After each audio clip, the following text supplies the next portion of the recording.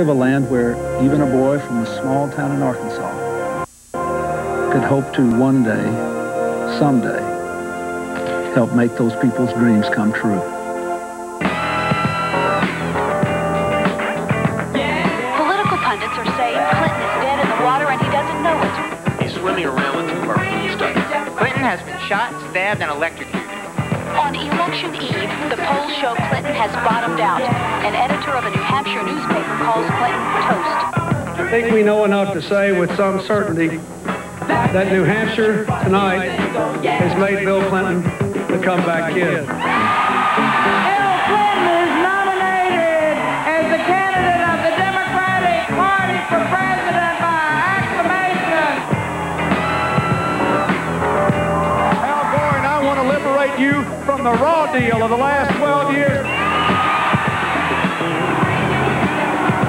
And the history of this campaign is written, they may say, well, Bill Clinton took a lot of hits in this campaign. The hits that I took in this election are nothing compared to the hits that the people of this state and this country are taking every day of their lives under this administration. Shining star for you to see what your life can truly be.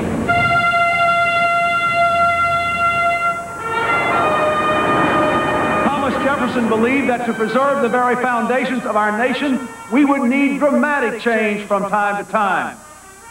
Well, my fellow Americans, this is our time. We've got to turn our country around economically, person by person, family by family, town by town.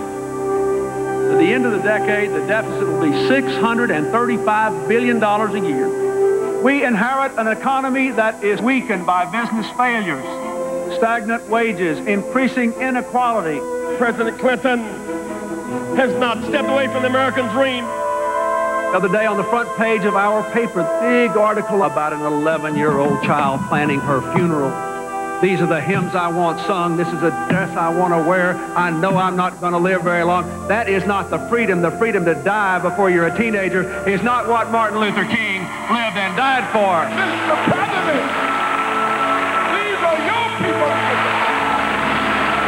We are white and black, Asian and Hispanic, Christian and Jew and Muslim. But above all, we are still Americans.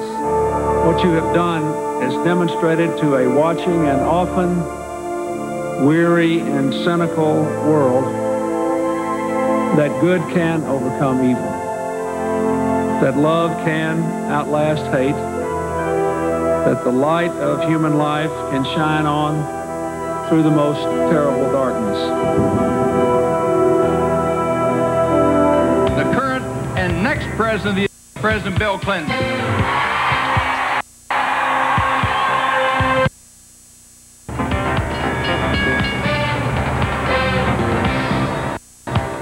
Because we have acted millions of medicine and have their sight and hearing tested and see dentists and doctors for the first time. We have cleaned up more toxic waste dumps. The deficit has gone down all 4 years. We cut crime with 100,000 community police and the Brady Law. Because we have acted, millions of young Americans will be able to go on to college. My fellow Americans, the state of our union is the strongest it has ever been.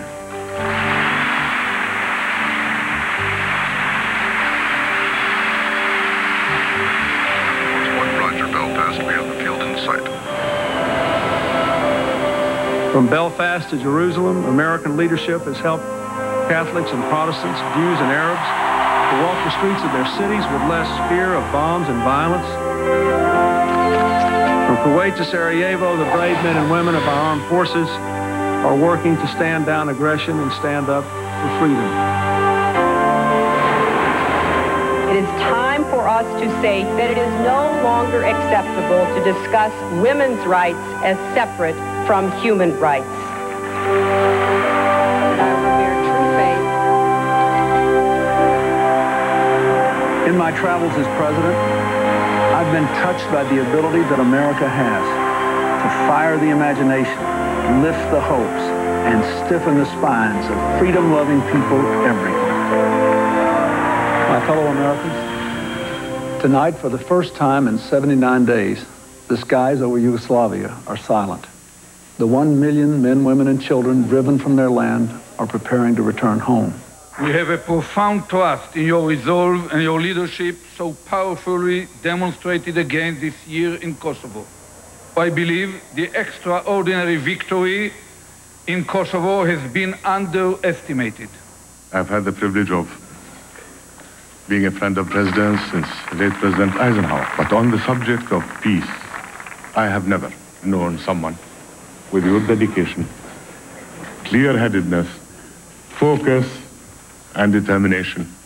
Few leaders of the United States have such a feeling for the position of the black people and the minorities and the disabled in this country.